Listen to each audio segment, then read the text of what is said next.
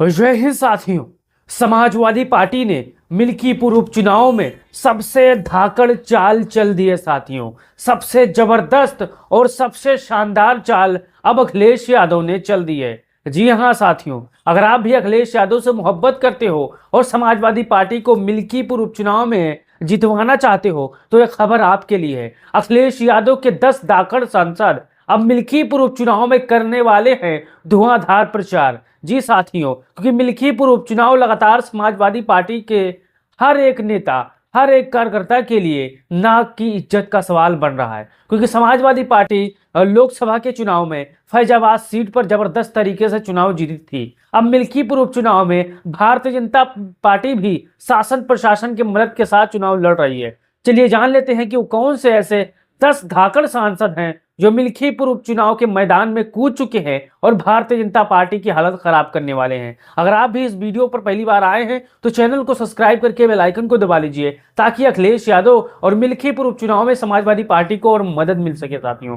तो चलिए जान लेते हैं। पहला नाम आता है समाजवादी पार्टी के शेरदिल सांसद, धाकड़ सांसद, दिग्गज सांसद और जितनी भी मजबूत सपदे बनी हैं वो धर्मेंद्र यादव के लिए बनी है। धर्मेंद्र यादव लगातार तीखे अल्फाजों में भारतीय जनता पार्टी की मजम्मत करते हैं। अब मिल्कीपुर उपचुनाव में इनको जिम्मेदारी सौंपी गई है। आप बहुत जल्द इनको देखेंगे कि मिल्कीपुर उपचुनाव में जबरदस्त तरीके से प्रचार करेंगे। गांव गली शहर नगर में मिल्कीपुर में जबरदस्त तरीके से दहाड़ेंगे धर्मेंद्र यादव साथियों। अब धर्मेंद्र यादव अगर मिल्कीपुर में पहुंचेंगे तब भारतीय जनता पार्टी के पसीने छूटना संभव है। फिर चलिए जान लेते हैं दूसरे नाम पर कौन सांसद आता है और कितना जबरदस्त है साथियों। अब बलिया से सांसद है सनातन पाड़े।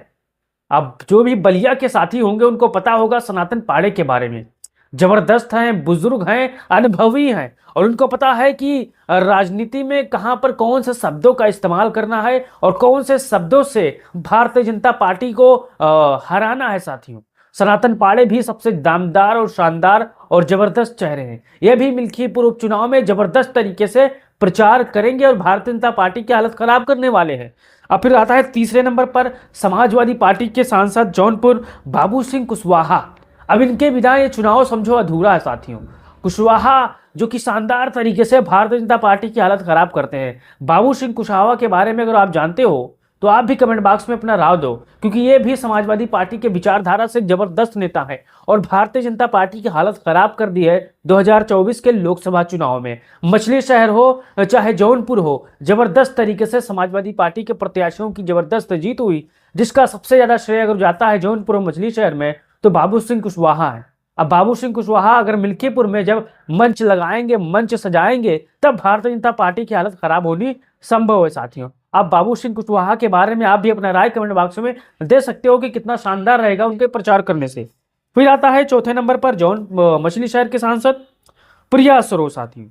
प्रिया सरोज नौजवान हैं, तेज तर्रार हैं। इनको भी स्टार प्रचारक की भूमिका में अखिलेश यादव ने रख लिया है और जबरदस्त तरीके से अभी प्रचार करने के लिए तैयार हो चुकी हैं। भारतीय जनता पार्टी की हालत खराब करने में प्रिया सरोज भी पीछे नहीं है, तो प्रिया सरोज को भी जिम्मेदारी मिली है। फिर आता है अफजाल अंसारी साहब जो गाजीपुर के सांसद हैं और भारतीय जनता पार्टी के मुख्यमंत्री हो, प्रधानमंत्री हो, इनसे चिढ़े रहते हैं क्योंकि हमेशा ये तीखे अल्फाज में भारतीय जनता पार्टी की हालत खराब करते हैं। भारतीय जनता पार्टी इनसे घबराती रहती है और फर्जी मुकदमे इनके परिवार पर लाती रहती है, लेकिन फिर भी अफजाल अंसारी साहब डरते नहीं है और जबरदस्त तरीके से मिल्कीपुर उपचुनाव में प्रचार करेंगे, जिससे भारतीय जनता पार्टी की और हालत खराब हो साथियों। फिर चलते हैं छठवें नंबर पर है राम शिरोमणि वर्मा जो कि सांसद हैं श्रावस्ती लोकसभा से और ये भी जबरदस्त तरीके से समाजवादी पार्टी के लिए प्रचार करने वाले हैं। फिर सातवें नंबर पर है समाजवादी पार्टी के सबसे जबरदस्त और फायर ब्रांड नेता जिनका नाम है लालजी वर्मा। इनके नाम से भारतीय जनता पार्टी कांपती है, थरथराती है और इनसे भिड़ने के लिए कई बार सोचती है। लोकसभा चुनाव में जबरदस्त तरीके से भारतीय जनता पार्टी के लिए सिर दर्द बने हुए थे, लेकिन उपचुनाव में चुनाव हार गए थे। क्यों हार गए थे? क्योंकि शासन प्रशासन चुनाव वहां पर लड़ रहा था। समाजवादी पार्टी समर्थित ग्राम प्रधान हो, बीडीसी हो, उनको प्रताड़ित कर रहे थे। अब साथियों अवधेश प्रसाद 8वें नंबर पर। इनके बिना अयोध्या मिल्कीपुर का चुनाव अधूरा है। अब जितने भी हमारे जानकार समाजवादी पार्टी के साथी होंगे वो अवधेश प्रसाद के बारे में जानते होंगे। भारतीय जनता पार्टी इनसे बहुत चिढ़ती है।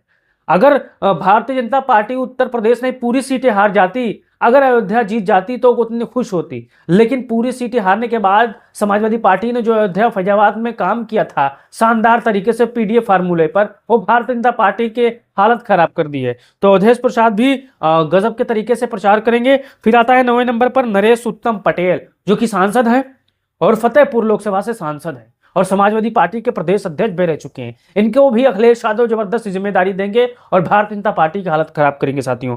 फिर आता है समाजवादी पार्टी के लखनऊ के मोहनलालगंज के सांसद आर के चौधरी। अब इनको भी अखिलेश यादव ने जबरदस्त तरीके से मिल्कीपुर उपचुनाव में जिम्मेदारी दी और जबरदस्त तरीके से प्रचार करेंगे, प्रसार करेंगे। अब आपको अपना राय बताना है कि सबसे जबरदस्त, सबसे शानदार कौन समाजवादी पार्टी का सांसद प्रचार करेगा और किसके प्रचार करने से भीड़ इकट्ठा होगी और समाजवादी पार्टी को फर्क पड़ेगा। आपको अपना राय देना है और उस वीडियो को उन साथियों तक भेजना है जो समाजवादी पार्टी के लिए मेहनत करते हैं, संघर्ष करते हैं। तो वीडियो को फैलाइए और चैनल को सब्सक्राइब करिए। जय हिंद, जय भारत, जय समाजवाद।